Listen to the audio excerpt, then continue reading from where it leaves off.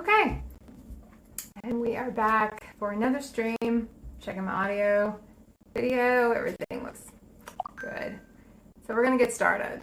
A little early today. I'm gonna try to get back more on a normal schedule in the next couple of weeks.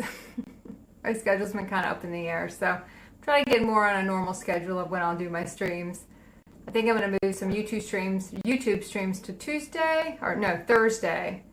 And I might keep a stream on Tuesday for Twitch and maybe one on Saturday. So we'll see how it unravels. I'll firm it up a little bit probably in the next couple of weeks. After we get through the fall equinox, all those energies kind of start to peter out.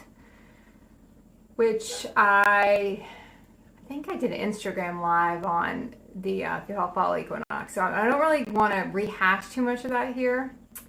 But it is important to remember that a lot of these energies now are taking us into and pointing us toward the direction of where we'll be going, even if you don't have the full picture yet. Sometimes I would know where I was going, but I wouldn't know why. Sometimes you kind of might know what you'll be doing, but you don't know how. So you might not have the whole thing yet. And a lot of people never understand why, and I was the same way. Why don't I have the whole picture? You get pieces and parts as you unlock other pieces. As you unlock different levels of consciousness, the other piece comes in. That's why we never count our chickens before they hatch and say, oh, I'm going to do this, I'm going to do that, until we can see the whole thing start to anchor in, because it does come in pieces. As your consciousness improves, as your consciousness increases, as your consciousness starts to really take over your field in a sense where you can read everything in your field, you'll start to see more. You'll start to understand more of why. Why it has to be this way. Why did I have to go down this path to get here? It didn't feel like it was a linear path. And it's not going to be a linear path. It's a very non-linear geometrical path, really. But it was the quickest way, even if we did not feel like it was logically the quickest way. And that's kind of where we'll get confused at when it comes to when our human brain tries to kind of decode it. And understand it. Why is it the way it is? Why is it this way? Why does it happen this way? Just another note, I don't open my chat in the middle of when I first start talking, but I will check it later. So if anyone has a question or something they want me to talk about, pop the question in there and I will get to it after about 25 minutes or so. But I like to get a couple things out first, and I might start dedicating a couple streams to just Q&As, but I'll probably start doing this just on YouTube. So I can kind of get that portion in a different stream also. Okay, so where was it at? Now I forgot. I'll get it back. Hold on a second. Let me see. Okay. We want it all to know everything. We want to understand why we're there. We want to understand what we're working on. But a lot of times you'll get bits and pieces. You might see how certain relationships are going to morph, because all your relationships start to morph. Your relationship with your children will start to shift. Your partner, your work, what you do for a living, you'll start to see shifts in that every year. Like one year you might have been in the office all the time. Now you're going to start transitioning where you're working at home a couple of days a week in the next linear year. And I'm going to put it in linear year because there is a cadence to every linear year. Things do shift a little bit, but it's not quite the linear year of January to December. I might know in September, I might be leaving in October to go somewhere, and I'll really get into that timeline by January. And by the time I get to June, I'll start to see the next timeline start to come in. I'll start to see what I have to shift. I'll start to see this timeline shifting. Then that's at the summer equinox. I get to the fall equinox. I might start seeing some of the new realities start to show up. I might know what I need to do, what I need to put in action. But I might still not need the whole thing, not know the whole thing or why I'm doing some of it until January, February of the next year. So when I say there's a cadence to the linear year, there's a theme to the year. But it's not, you also know bits and pieces in the year before, because you're always working on different things. You're achieving the consciousness for one thing, and you're starting to implement the consciousness you achieved the year before in something else. There's a lot of being and doing. And when we first start coming over to the fifth dimension, there's just a lot of being. We're not into the doing yet. And you see those videos all over YouTube, the people who are in that space, where everything is just, they talk about the beauty of the clouds and rainbows, and everything is so beautiful, and the colors are so beautiful, and everything is love and everything is light, and when you're in that phase, it's critical to feel that stuff and feel those emotions coming up and feel the beauty and feel the sacredness of those experiences. Then you have to start anchoring that into the body and shifting things around, and that's a lot more bootstraps, boots on the ground kind of stuff. That's more 6th dimension and up kind of stuff. When you get into the being and doing at the same time. To me, 6th dimension is more doing. You're still not yet at a consciousness of being and doing kind of at the same time, where you realize you're doing that. I think you're always doing that subconsciously up to that point, and then you get to 7th, 8th, and 9th dimension and higher, where you can see where you're being and doing at the same time. You're anchoring in one thing, but you're still getting downloads of something else you're going to be doing later. You do work from the future, even though we are in the present moment working toward that future, we know where we need to be going. We know that. In our human reality, the cadence was the same. We just didn't have the consciousness to recognize any of the stuff we were getting. We didn't have the bandwidth to hone in on it, even though it was still the same. You can go back to any linear you had, and you knew before what was going to happen the next year in some form or fashion. You could see how things started to shift earlier. Things were shifting before I knew they were shifting. And then all of a sudden, a job I used to have to be at 24/7. Now I didn't have to be there at all. And then by 2 or 3 years later, I'm barely in that job anymore. Because it's all going to be working toward your highest good. It's all going to be working toward your highest consciousness. It's all going to be working toward anchoring in more of your light. And that's what everything does. So it was a long intro. A long intro to get to the point of where I want to go today, which is what's going to urge you to leave. And when I say leave, I mean leave third dimensional realities. You're starting to leave that consciousness behind. You're going to start to leave that reality behind. But what is it that's going to get you to do it? And I've talked about this a couple of times, but I just watched something on Netflix, and I don't remember exactly what the name of it was, but it was something about Henry Sugar. That was what it was, but it's based on a short story. But I give you the synopsis of it, and it reminded me of a couple people I've known, and a couple of it's a very good activator, I think, for consciousness. If anybody wants to check it out, it's on Netflix. It just, I think, premiered a couple of days ago on Netflix. And it talked about a person that could see with their eyes closed, right? And how this person would get their eyes taped up, but they could still see. They could still walk. They could read. They could see everything, even though their eyes were completely shut. And this was like, how do you do that? So they started documenting, okay, how do you do that? And a lot of it stemmed in being that conscious in the present moment, and you could be able to do that. So Henry Sugar found a book that had written down of how this had happened, I guess, back maybe 40 or 50 years prior to that, and what the man had done to be able to do that. And he used it, and he said, wow, what could I use this for? Which is how our human brain works. How can I use this? Oh, I can use this to gamble. If I can see the back of the cards and know what the next card is, I can win a lot of money. That's what I'm going to use this for. Even though he was already rich, which is kind of the funny part about the whole thing.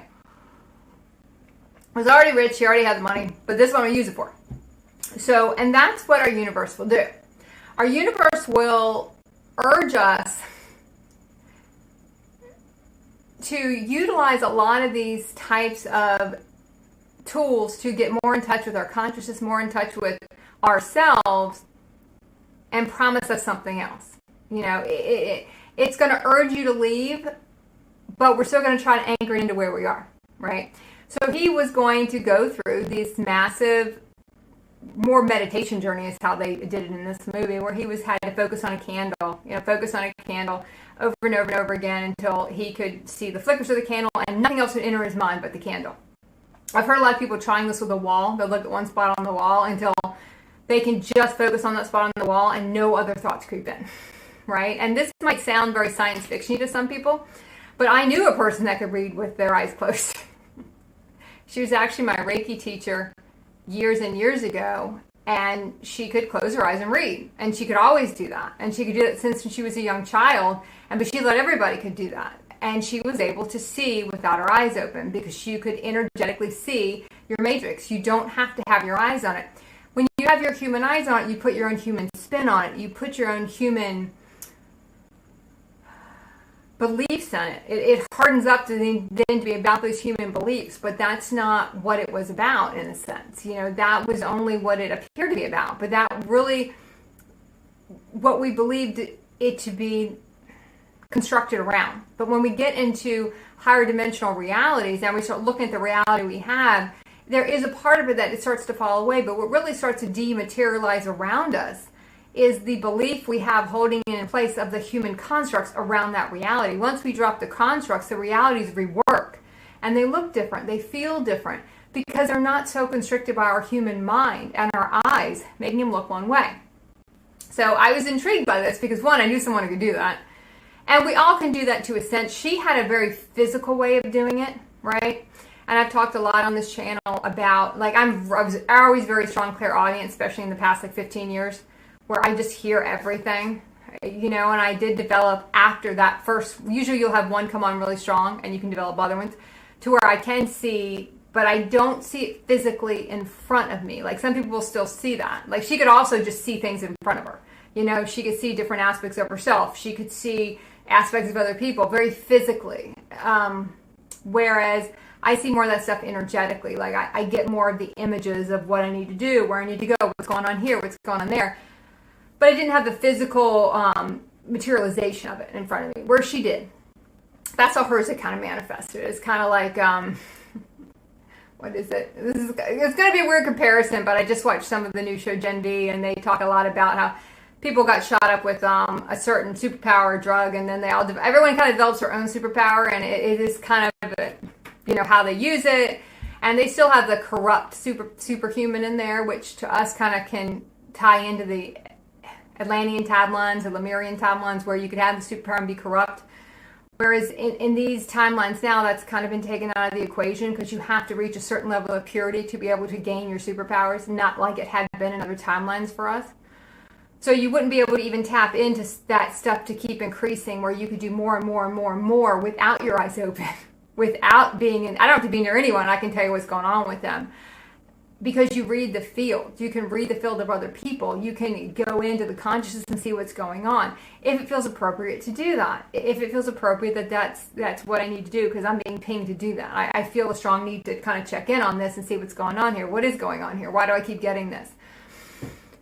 So we kind of learn through what feels appropriate, and there used to be a big thing back, gosh, I don't know, maybe 10 years ago, 15 years ago, probably about 10 years ago, consent, right? You had to have consent. You couldn't just jump into someone's field, blah, blah, blah, blah, blah. And then you start to realize the consent starts to fade, because you reach a certain level of purity where you understand that with you're only going to get what you get. There's a reason you're getting it. There's something going on with you as to why you're getting it. It's something that's going to have to do with something you're going to have to do. You never get someone else's stuff just to get someone else's stuff, if that makes sense. You don't get someone else's stuff to poke around to someone else's energy field. Everything I get, there's a reason I get it. There's a reason, of something I might just have to have the knowledge of it for later. Like, put a pin in that. That's going to come back later. I can feel when someone's about to call me. I can feel when someone is in the driveway. I can feel when someone's, not even in the driveway, like 2 or 3 miles away, because they're now in my field. And your field will start to expand. So you get into, the higher you go in consciousness, the more you anchor in, the more you can do. So we go back to my synopsis of the Henry Sugar short story. So he does this, right? He said, okay, I'm going to hone my consciousness to such a point, all I will see is that flame. And he did that. And then he got to where he could do that. And this took years. And we always talk on this channel about how these things can take years if you're giving everything all you got to reach certain states of consciousness. And he did. And then after the first, I don't remember the time frames, but after the first year or so, he tried it with the deck of cards. And this is a great way to practice with the deck of cards, to see if you can. They mentioned it in this more of where he could just started to see the pattern on the other side of the card. He could just see what it was. Whereas you just might energetically feel what it is. I just might get a picture of it in my head of what it is. You just know. And he, after a year or so or more, maybe 2 or 3 years, he got it down to where he could do it with 5 seconds, right? He could read the next card within 5 seconds, so he's ready to hit the casinos. He hits the casinos, he wins a lot of money because he knew the next card, right? And he gets the money. And the strange thing happens after that. That's why he went on this whole journey, which probably took a minimum of 3 years, maybe 5 years. I don't even know how long. Might have been 10. Like I said, I don't remember exactly the movie. Took him all this time to do it. And then he gets to the end, and he gets up the next day after he won all this money, and he doesn't really want it. I don't want more money. I have plenty of money. I don't even want more money. So he throws it out the window. right? Because he didn't want it. Gives it away. Gives all the money away. Because his consciousness had raised to such a point with that, all of that specific work to hone in on the present moment, get in touch with himself, really hone in on the soul of him, anchoring in the soul of him, which when you do that deep consciousness work, that's what you're doing.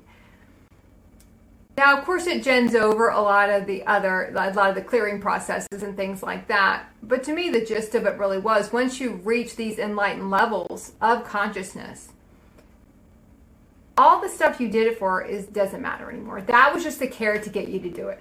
Whether it's, I want to get my twin flame, I want to find my soulmate, I want to make lots of money, I want to be famous, I want to be successful. There's going to be somebody that's going to urge you to do it.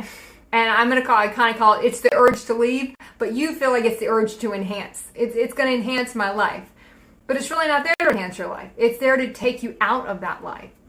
But you wouldn't do it unless, because in that point, you're still very into your human consciousness. You're still trying to put, what can it do for me? What will it do for me? What can I get out of it? And same thing Henry Sugar was doing. What can I get out of this? How can I use this and get something more? And that's all he wanted, was something more. So it goes on, the story goes on, and then basically, I think a cop comes to the door and he's like, why'd you throw this money out the window? You've now incited a riot outside, and there's tons of people who could use the money. Don't just toss it out a window if you don't want money. Go give it to an orphanage, give it to a hospital, just don't chuck it out the window. So then he says, well, that's a good idea. So then he sets up a whole corporation, and he goes all around the world to all the casinos. He changes disguises. He makes sure he never wins too much money. And he sets up this whole conglomerate offshore to have all this money to give to hospitals and orphanages. And that's what he does for the rest of his life. Taking those skills he learned and just doing something good with it. And I really hate the good and bad, but doing something that was more soul aligned for him, not what he got into it. Not to keep all the money, to share all the money. To take it kind of out of one system and put it in another. Take it out of one consciousness and put it in another consciousness. Take it and do something else with it. And there's going to be a lot of times along the way where you're going to be urged out. You're going to be pulled out of certain things because you're tempted by something. Your soul's going to know what it is. Your soul's going to know what you want the most. And it is going to make sure whatever direction you go, it's going to be to tempt you to do it. It's going to be to tempt you to keep going. And when it doesn't work the way you thought it was going to work, we're going to now double down on it. Now I'm going to double down on it and do it more and more. Because there was a part of the movie where he got to where he could read the card in 8 seconds, but he's like, it's not quick enough. I need to be able to do it in 5 seconds, or it's not. I'm going to take too long at the betting table. I can't. I'm only going to have like 5 seconds to do it, so I got to get quicker. It also mentioned, which I thought was kind of interesting, where he could get to maybe 11 seconds within a year, but to hone off the other 5 seconds, it took him maybe another 5 years or something to get it that much better where he could actually do it. So it definitely had the length of time in there it took, but how your perspective starts to change. And I can be one that will say that a lot of stuff I did was I always wanted to attract, that partner. That was the one thing for me. And everything I did was kind of to that end, to attract the soulmate, which at that part of time, I didn't realize everyone was a soulmate, or to attract a twin, not knowing I'd attracted tons of twins before, and that really wasn't what you're going for. Anyone who's ever been in a twin relationship knows what I'm saying. They're not fun. They're not great. And that's really not really what we're trying to achieve here, because it's not a lot of fun. So, but when it doesn't happen immediately, right? And we either two things happen. You either get tired of doing it and you move on to do something else for a while, and you'll circle back around to it, right? It's just not quite your time yet. But if it is your time, and when I say that, meaning the DNA marker in your system says no, on your 44th year or on your 32nd year, on your 21st year, you will then start your awakening and your ascension process. That's it. That's your time. And you usually can tell. You get to a point where you can look at people and kind of know, you just kind of know when they'll start their process. Sometimes I'll just, different people, I'll be like, I wonder, when do they begin? And I might say, okay, they're going to begin at 56. They're going to begin at 64. That person begins at 18. Everyone's got a different journey. I do think the children coming in today are going to start a lot earlier, just because of the climate of the earth, the energies hitting the earth, the amount of consciousness already on the earth shifting. the collectives in so many different ways. So many people are doing that now. The children will go through it a lot quicker, and a lot younger than what previously was normal, I guess, or what seemed to be. It used to be years ago, you get to their older age and people would just, they transition by death. Then you had a few that transitioned in different ways and didn't transition through death, but now you're going to see it gets younger and younger. As the next, people call them rainbow children, people will call them star children. You'll see them mentioned a lot of different ways. They're just coming through, they're just at a higher frequency to begin with. They don't go all the way unconscious anymore. Because the collectives have shifted enough to let them open up more and to not constrict them as much as when you're talking about decades ago. So the kids are going to come through a lot earlier. But if it's your time, you will just double down. It's like you're at that betting table and you're going to just start doubling down whatever it is you're working with, whether it's crystals, Andaras, pendulums, tarot cards, different podcasts you listen to, books you're reading, whether you're into The Secret, whether you're into the Seth books, whether you're into different intuition books, whether it's God or whether it's, I can't think of the other guy. He wrote the book, The Power of Now, and I can't think of what his name is. Oh, I had it and then I lost it again. Tolle. Is it Tolle? I think it's Tolle. I really liked his books years ago too, and I can't remember what his name is. Whether it's enhancing your dream state, whatever your in is, you will start to double down on it and double down on it and double down on it because you think you're so close to getting something that you want, what your human wants, and by the time you get to the other side of it, you don't want it anymore because it's laced in the human consciousness want, and you're past that now. And that's just because we can't take those things and enhance a human life.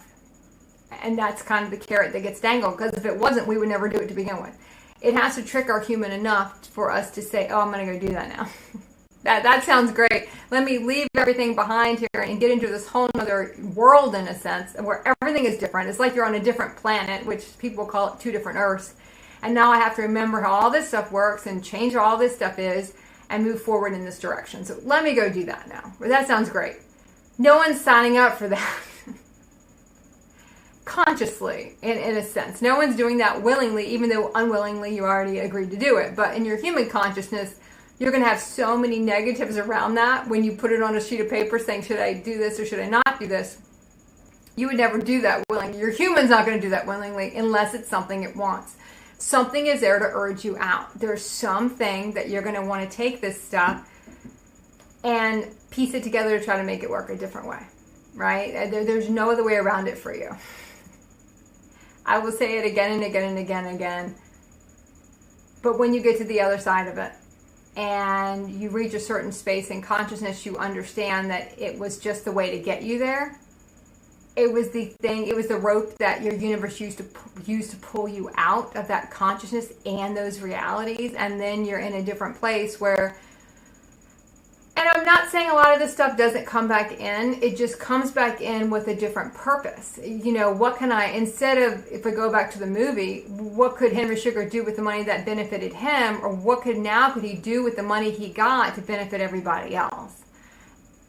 And that's where his shift was. Now I can take what I have and I can take this amount of all this stuff all this money I can win. And I can now do this for, I think in the movie he did it like 10, 15 years and made millions upon hundreds of millions of dollars for orphanages and hospitals. To take it and give it to other people. How can I affect the collectives with what I can do? What can I do? The information I have, the skill set I've achieved through being that connected inside where you can really start unlocking a lot of this stuff. And then the human stuff doesn't matter anymore. And it's not saying a lot of that stuff won't be there. But it comes in a way where if it's there, it's fine. If it's not, it doesn't matter. And everything that comes in has a purpose. And if it doesn't have a purpose to how you can utilize it toward higher consciousness, anchoring in more consciousness, either it's going to increase your vibration or you can use it to affect the vibration of other people. You don't have a lot of interest in it anymore and you don't really want to do it anymore because it's not about you. You shift your focus from yourself to everyone else because you know how everyone else is connected. You understand how everyone else is really plugged in to where you are. They're really plugged into how you are. Nothing is separate from you anymore. So you start to feel, what can I do with this? And we talk a lot about what can I do with something, and we always get I don't have anything to share. I don't have anything to give. It's all our human programming comes back in, and that's also to kind of keep us in that box where you don't really have anything you can do. You don't have a skill set yet. You don't have any of your more metaphysical powers yet. You're not able to really do anything yet. So what am I going to share? What am I going to do? And it does start with the little stuff we can do. We can all do something. We want it to be this big thing. But that's the human part of us that makes us believe it has to be this big thing. Some of the smallest things in your life will be the most impactful things on a soul level. And the big things you thought were so big in your human life, they won't even be remembered, and they won't really matter anymore. Because you shift to where they don't anymore. You shift to a timeline where, A, they didn't really exist to begin with. And the reason you did them was for the consciousness you put on them now spins why you did it in the first place. So I do want to check my chat and see if I have anything. Okay, I don't have anything. So I'm trying to think if there's anything else I can add here. The most important thing when you start having to leave behind the old realities, and there's a lot of grieving. Like I said, this movie jumped over a lot of that. I don't even think this movie was supposed to be about ascension or higher consciousness, but just about every movie you see, now you can spin it toward ascension and higher consciousness. If I can take The Boys and Gen V and spin it toward higher consciousness, you can do it with everything now. Now, there's a part of the journey where you can't watch a lot of that stuff, especially The Boys and Gen V. It's very violent. And there was a time when I couldn't watch a lot of that stuff, because you're so sensitive to everything in your field. It kind of imprints on your field, and you start to realize how much all that content imprints on your field. And after a while, you have to cut that out. I remember years ago, I was watching Game of Thrones with some friends, and we were kind of binging it. I think we had missed like the first 5 seasons, and we were trying to get on the bandwagon late, and we were binging it. But I could only watch maybe 1 or 2 a week. And that was it. It was just too much. I couldn't watch it anymore. And that was the stage I was in at the time. Then you get to a different part of the process where it doesn't bother you anymore, because you're so rooted in your consciousness. None of it, you're not affected by the external like you used to be. But you could see that when you're in your human consciousness, how you were affected, didn't realize it. So part of that phase to show you how much everything in your field can affect you, and how much everything in your field does weigh on your field. And then you can get to a different part where it doesn't bother you as much, and you can see a higher purpose in kind of looking at some of that content. For me, I can see a different purpose in looking at it and seeing, what else is really in here, because everything is rooted in higher consciousness. Every piece of material you look at is. But there is a time when you can't watch that stuff, so you kind of got to see where you are in your process, and if you can. But when you look at it from a higher consciousness perspectives, and you look at it from a human conscious, you look at it from a higher selves, your higher aspects, you're going to find you get totally different material out of it, and it doesn't impress on you the way it did before. So when you're in some of those, when you're in the phase where everything is affecting you, these are not shows you want to watch, because you also don't have the consciousness yet to pick through what is the meaning here. What is this trying to say to me? What is the spin here about the corruption of people with powers, and what is kind of the karmic timelines that get created here over and over again. You keep seeing like the same cycles, and they keep going around and around and around and around and around. And, there's no, just when you get into your higher aspects, there's no good, there's no bad. Everything is just, it's what it is. And there's a reason it plays out that way. There's a reason it has to be that way. There's a reason why it all has to play out that way. And those are the things you start to be able to pick apart and see as you go, that there's a reason why all these parts and pieces have to come together in a certain way, and why one year you can watch some stuff and then the next year you're kind of not able to again. You can't really handle it. Now, I will say I have no desire to sit down and binge any of these things anymore. I just have no desire. Can I handle one hour of Gen V a week? Probably it's fine, and I can pick and choose what I use from it. Can I handle usually to me I do more of the lighter content. nowadays, but there are some shows that also kind of delve into just to kind of see, because there's so many different ways to pick it apart, and so many different also ways that a lot of those shows, because of some of the material they cover, it's also very satire on the collectives, and it also activates the collectives to expand beyond it, you know, to really look at something, oh, this is ridiculous, but then when you really look at it, it's what we do every day. It's what we do actually every day in our human existence. But in those collectives, if it's presented in comedy and it's presented kind of to them an extreme, to me it's not an extreme. To me it's exactly how it plays out in the collectives. But when you're in those collectives, you don't see it that way. When we were in those collectives, we did not see it that way. We saw it a different way. We saw it a lighter way. We didn't see the full picture, because in that consciousness, you don't have the full picture. You only have like part of the picture. You only have a subset of the picture. You don't have the whole thing. You only have a little teeny tiny part of the thing. So, all right. I think that's good for today. I will try to get back on a normal schedule in the next couple of weeks, and I will see everyone next time.